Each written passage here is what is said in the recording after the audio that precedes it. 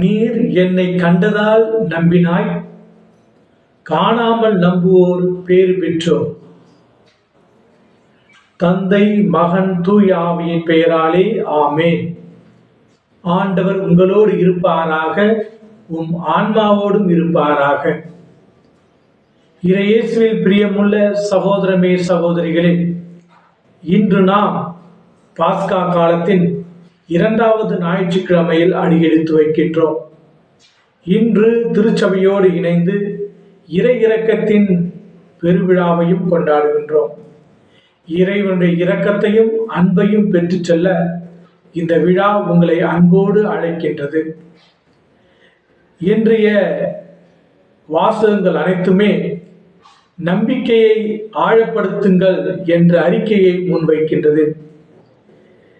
இன்றைய முதல் வாசகத்தில் திருத்தூதர் பணிகள் நூலிலிருந்து எடுக்கப்பட்ட வாசகத்தில், நீங்கள் அனைவரும் ஒற்றுமையாக இருங்கள், அதாவது அப்பம் பிடுவதிலும், நற்செய்தி அறிவிப்பதிலும், கோவிலில் ஜெபிப்பதிலும் நாம் அனைவரும் ஒற்றுமையாக இருக்க வேண்டும். அதாவது திருத்தூதர்கள் எவ்வாறு ஒற்றுமையாக இருந்தார்களோ அதுபோல நாமும் ஒற்றுமையாக இருக்க வேண்டும்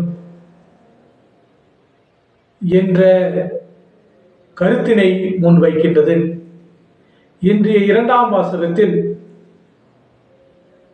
புனித பேதுரு எழுதிய முதல் திருமுகத்திலிருந்து எடுக்கப்பட்ட வாசகத்தில், கிறிஸ்துவின் மீது நம்பிக்கையை வையுங்கள், அவர் நம்மை மீட்பார்.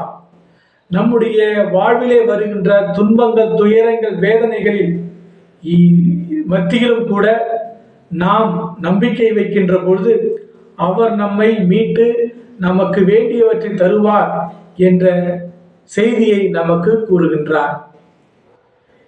இன்றைய நற்செய்தியானது யோவான் எழுதிய நற்செய்தி 20வது அதிகாரம் வசனங்கள் 19 31 முடிய உள்ள வசனத்தில் இயேசு கிறிஸ்து தன்னுடைய சீடர்களுக்கு தோன்றுகின்றார். உங்களுக்கு அமைதி உரித்தாகுக என்ற வாழ்த்துரையை அவர் கூறுகின்றார். அது பூட்டியிருந்த வீடு, அந்த பூட்டியிருந்த அறையினுள் நுழைந்து உங்களுக்கு அமைதி உரித்தாகுக என்று கூறுகின்றார். அது மட்டுமல்லாமல் தூய ஆவியை பெற்றுக்கொள்ளுங்கள் என்று தூய ஆவியையும் அவர்கள் மீது ஊதுகின்றார். நீங்கள் எவருடைய பாவங்களை மன்னிப்பீங்களோ அவருடைய பாவங்கள் மன்னிக்கப்படும், எவருடைய பாவங்களை மன்னியாதிருப்பீங்களோ அவருடைய பாவங்களும் மன்னியாதிருக்கப்படும் என்ற வாக்குறுதியையும் அவருக்கு தருகின்றார்.